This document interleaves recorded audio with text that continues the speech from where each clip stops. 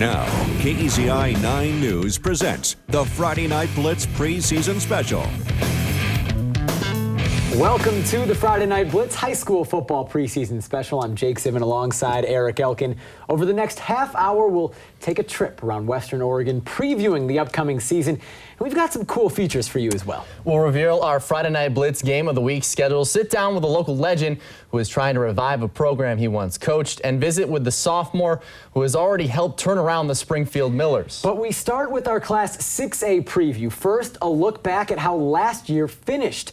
The Sheldon Irish won their 4th straight conference title. Thurston, a surprise runner-up after having to replace many key guys. South Medford a bit down last year. Roseburg and Crater, the other playoff teams. South Eugene winless. And Sheldon was not only back on top of the conference, but also on top of the entire state. The Irish beat Lake Oswego in the state title game to win the 6A championship for the first time since 2009. There was a dominant performance from Connor Strom, whose first half interception in the end zone stopped Lake Oswego from getting on the board.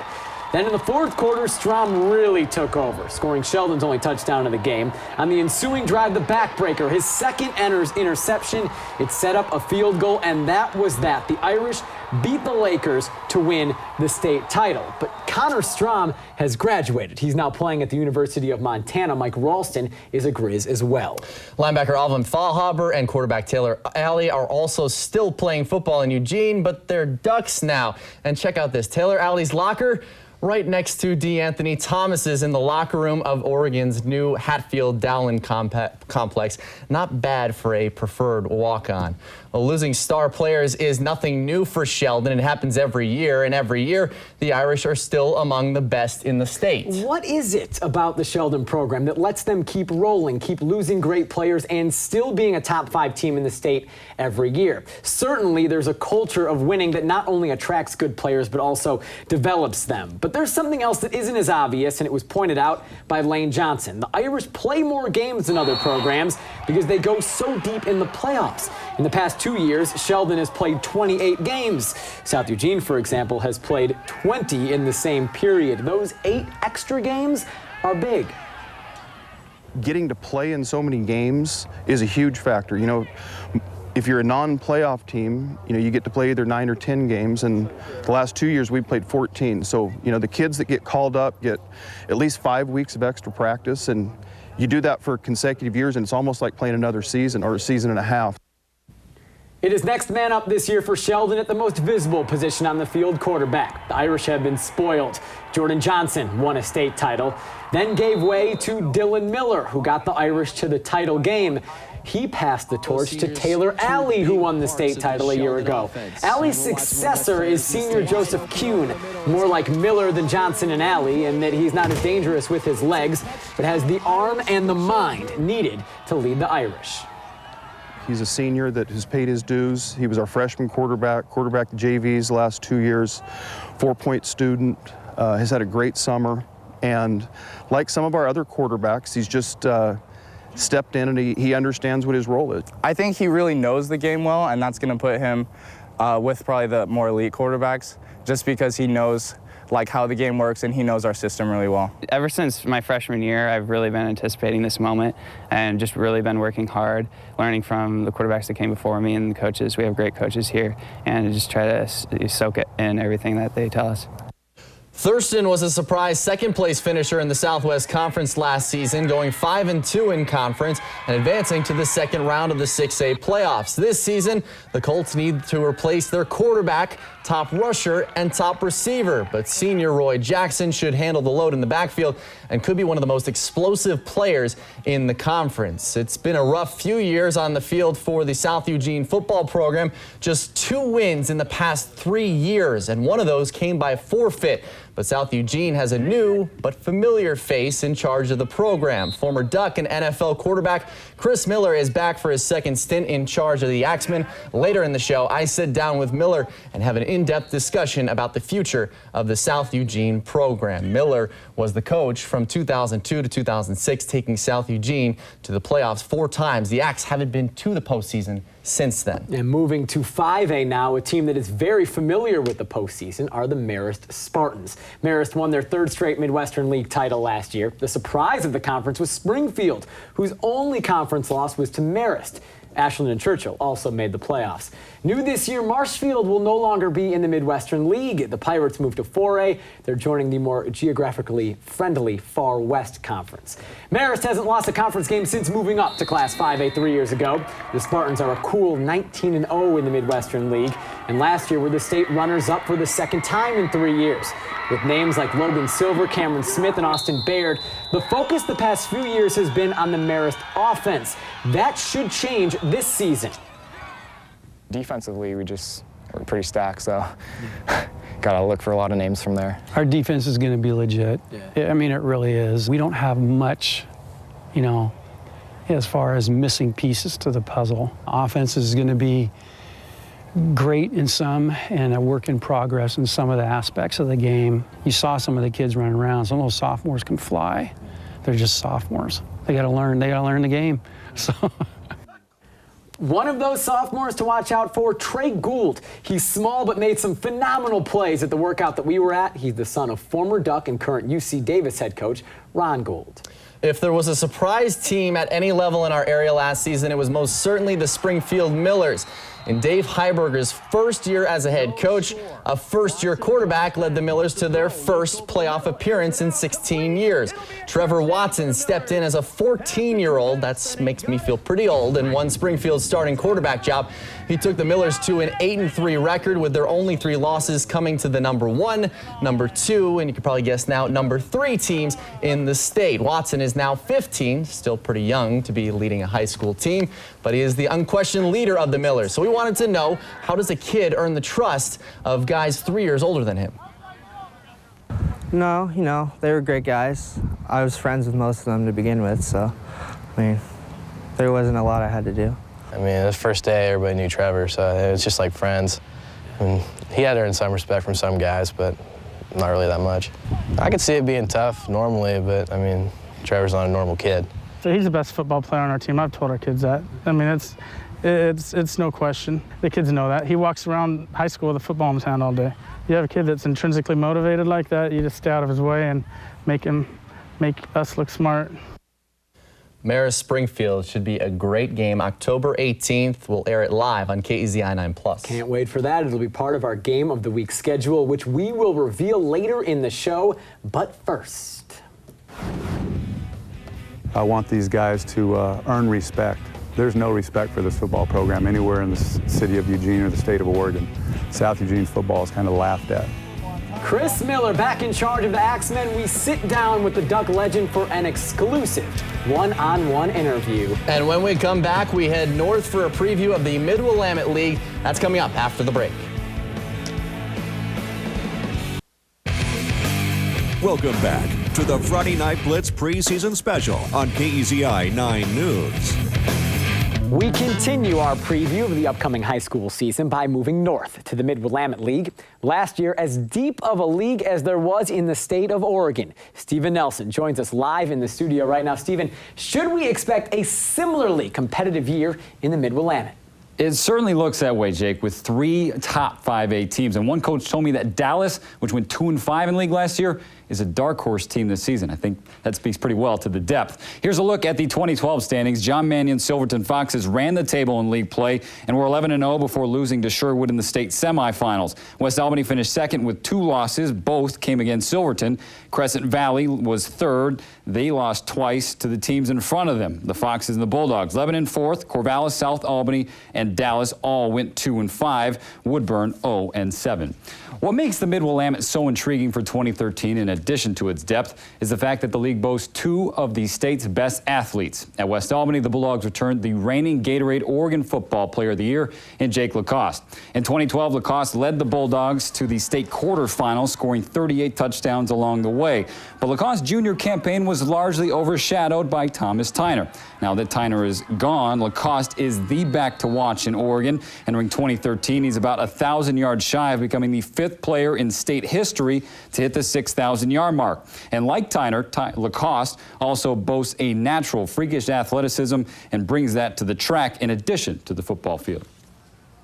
We were just at a track meet this year, and all of a sudden, Jake goes 6'8" in the high jump. Somebody looked at me like, where'd that come from? And I said, that's just Jake being Jake. Jake does some things that nobody really even expects him to do. He definitely amazes all of us. He's a very humble kid. He works hard, he runs hard. He's not afraid to hit. He's fast, he makes hard cuts. What do you feel your biggest strength is? Just like knowing where I need to look so I can make cutbacks or do cuts, and just trying to make the right decisions when I need to. While Lacoste is still weighing collegiate offers, Crescent Valley quarterback Tanner Sanders, the #4 ranked recruit in the state, has already committed to OSU. Most project the 6'5", 200-pound Sanders as a receiver or defensive back, but he remains committed to playing QB. Sanders has Oregon State ties. His father and uncle both played there, but what really sold him on staying at home was a trip to Omaha to watch the Beavers at the College World Series. Boy for them when I was younger. And kind of just going back there brought back a lot of memories, and I was like, I've been a Beaver my whole life, you know. The offer's on the table. There's no way I can't not accept this offer and go put on the orange and black and be a Beaver. Basically, everybody's telling him that he can't be a quarterback. He kind of took that, you know, on his shoulders and said, you know what I want to say, you know. That's the chip on his shoulder right now, that he wants to go out and prove that he can play at quarterback. So he really worked on his footwork, his throwing, his mechanics, bulked up, got in the weight room, got faster. Both Lacoste and Sanders will have extra weapons on offense to complement them. At West Albany, wide receiver Andrew Kettleson is healthy, and at Crescent, Drew Kell, a transfer from Hawaii, will give Sanders a deep threat on the outside. Eric?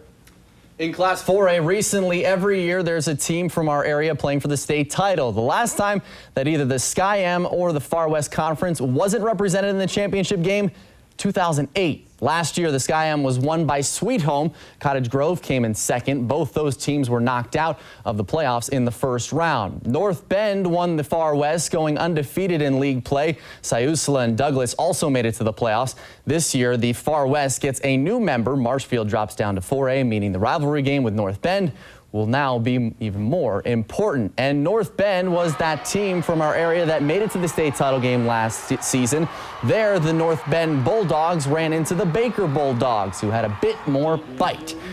Baker won 52-22, but it was the first time that North Bend had ever made it past the quarterfinals, so not a bad season for them. Coming up after the break, we sit down with a local legend, how Chris Miller plans on turning around the South Eugene program when we come back.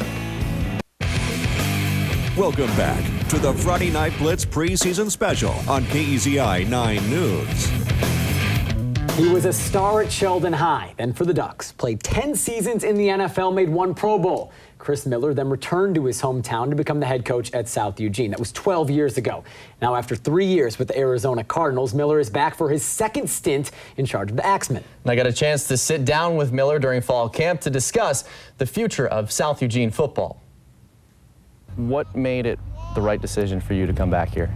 Well, I'm a football guy. You know, I love football, and this last year was a lot of fun for me because I wasn't coaching. I wasn't specifically working with anybody. And so I came over here and watched a few South games, watched some Sheldon games. You know, I was just kind of a football fan, went to a lot of Oregon games. And then we were over here later in the year, and South was struggling. And Dino Filia and I, a former Duck, were over here watching a South game, and the principal and athletic director happened to be standing over there, and I think Dino may have planted a seed in their mind saying, hey, you know what, you might be able to get this guy to come back over here. You know, he's not doing anything now. And I just have a passion for coaching. You know, I love working with kids. I love teaching. And, you know, what better challenge can you have than come to a program that's won 1 game in 3 years. This is something you've done already in terms of rebuilding a program and making it a winning program. It's back in a spot where, as you mentioned, hasn't won a lot of games. How do you get it back to where it was? I think first of all, you try to get more kids to come out. I think last year they had about 52 kids for a 3-level program, freshman, JV, and varsity. You know, I think they didn't even have a JV team, so it was a frosh soft team. I'm hopeful that this year we'll have a viable JV team, at least for a little while, until we suffer some attrition. Secondly, just I think the energy level, the time we're putting in. We got the kids in the weight room starting in January 8th. We've had a pretty good response and turnout.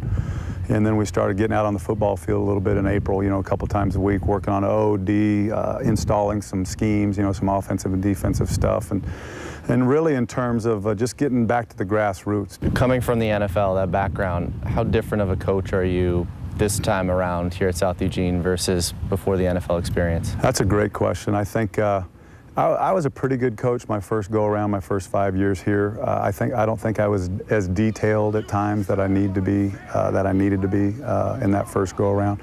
At the NFL level, you leave no stone unturned. We sat in meeting rooms for 2 hours trying to figure out how to block one guy from maybe one look we saw on tape in one game. There's an answer for everything in the NFL, so you're really thorough. So in our preparation, we're going to be as thorough as we can as coaches. We're going to be prepared for every situation. And obviously, when you come coach high school, you got to scale everything down and implement it strategically and not overload them. But my grab bag of tricks is a lot bigger than it was my first 5 years. How difficult is that to scale it back? I mean, you were dealing with NFL players, and now you're dealing with 15, 16, 17-year-old kids. I've coached 10 years of high school football, so at least I know from that standpoint kind of what, how high school kids are wired. And this group is wired very differently than when we were over at Churchill for 3 years, or when I was over at Sheldon, or when we were at Marist. It's a very academia-oriented group. It's a very liberal-type group. It's these kids have to be shown the way and shown how to do it. A lot of them aren't self-starters. They don't have that switch that turns on and they know how to play the game. The football IQ isn't necessarily as high as you'd like it with a lot of the kids. Some have it, but a lot don't.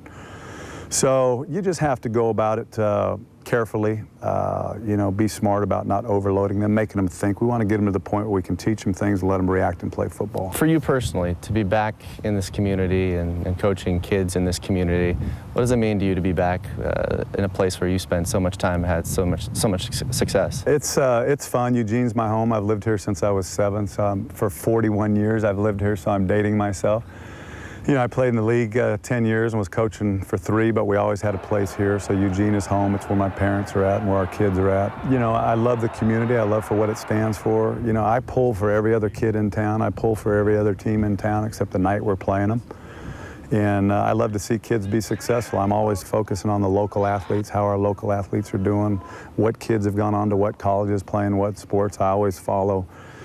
Kids that leave here, Eugene, Springfield, you want them to go be successful. Talked about trying to turn this program around. I know at the end of the day, what it comes down to is wins and losses. At the end of the season, what's a successful season for you? I really don't quantify it in wins and losses this year. Obviously, we'd like to make the playoffs. Whether that's far-fetched or not, we'll see. It remains to be seen. I really don't know the strength of the league, really. I don't know the teams that well. My main goal for these guys is to learn how to compete, seriously, to learn how to compete. And that'll transfer over into the classroom, and that'll transfer over into life. My second goal is for them to earn respect. If you can earn respect, and when the team you played leaves the field on Friday and they say, wow, we were in a battle. That was a physical war. That was a battle. Those guys were nasty. They were tough. Then we're going to be successful. And with that, wins will come. Jake, it'll be interesting to see those wins come, but just from watching him coach at practice, he seems like a guy that you'd want to play for. We're going to get a chance to find out if those wins come right away. We will have Miller's first game back live on KEZI 9+ Churchill at South Eugene on August 30th.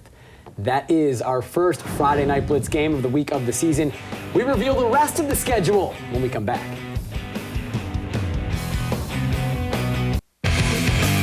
Welcome back to the Friday Night Blitz preseason special on KEZI 9 News. We are going to wrap up our 2013 Friday Night Blitz preseason special really quickly by running through the small schools. Scio, the debutante in the Pac West, went undefeated last year, 8-0 in its first season up from 2A, losing in the state semifinals. Santiam Christian also made it to the state semifinals. No reason to think those two teams won't be contenders again this season. Pleasant Hill, always formidable, made it to the quarters last season. In 2A, the Oakland Okers brought the state title back to Douglas County. The Okers ran over Portland Christian, winning 50-27. They'll try to repeat this year, but will have to do so without the graduated David Henry, who ran for 263 yards, 4 touchdowns on offense, and led Oakland with 9 tackles on defense in the state title game. Oakland may be going for a repeat. Camas Valley will be trying for a 3-peat in 1A. The Hornets won their second straight 8-man title by beating St. Paul 24-8, and they should be loaded. The Hornets bring back quarterback Joshua Maddox, as well as Joshua Garcia and Austin Weiss, who accounted for 3 of the 4 Hornet touchdowns in the state title game. And now it is time to reveal our Friday Night Blitz Game of the Week schedule. Once again, every Friday night during football season, we'll bring you one high school football game live on KEZI 9+. We will start by getting an early gauge of how Chris Miller is doing at South Miller's re-debut on August 30th. Week 2, it's a battle of perennial powerhouses in 6A. Defending state champ Sheldon welcomes Central Catholic to Eugene. The week after, we're heading out to Pleasant Hill. The Billies will try to get revenge on the team that ended their season last year, Cascade Christian. Then the conference season starts. We get our first look at Springfield when they host Eagle Point Week 4. Week 5, it's the game that usually decides the Southwest champ, South Medford at Sheldon. Week 6, Ashland comes up to play North Eugene, and Week 7, it'll be South Eugene at North Medford. Then we wrap it up with the stretch run in the Midwestern League. Springfield at Marist on October 18th, Springfield at Churchill October 25th. Will this be the year that someone finally knocks out Marist? The schedule is subject to change. You can find KEZI 9+ on Comcast Channel 309, Charter 291, or over the air on 9.2. And finally, we have a big announcement to make. We have created a brand new weekly sports show that will allow us to continue to bring you the most in-depth coverage of the Ducks, Beavers, and sports news that you care about most. September 1st will be the debut of Weimar Presents Sunday Sports Extra. It'll be a half-hour-long sports show at 11:30, immediately following the 11 o'clock news. We'll have highlights, analysis, guests, feature stories, long-form interviews. It's an exciting time to be a sports fan in Western Oregon. We'll have a lot to talk about, and we hope you'll tune in and join us every Sunday night, 11:30, when Weimar presents Sunday Sports Extra, something that I know we are looking forward to here all fall. Start of football season, new show. It's going to be a really fun fall and carry into the winter and then the spring and then back into the summer and around the calendar we go. Yes, it will. And in addition to Sunday Sports Extra, be sure to join us for the Friday Night Blitz every Friday night, 11:15, right here on KEZI 9 News. For Eric Elkin, I'm Jake Simmons. Good night.